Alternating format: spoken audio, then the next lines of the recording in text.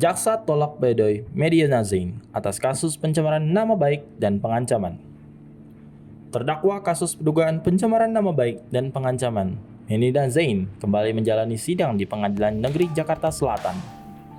Kali ini, sidang dilanjutkan dengan agenda menanggapi nota pembelaan atau pledoi yang dibacakan oleh Medina Zain dan kuasa hukumnya pekan lalu. Dalam replikanya, jaksa penuntut umum tetap pada tuntutannya, yakni penjara 1 tahun dan menganggap istri Lukman Azhari itu bersalah.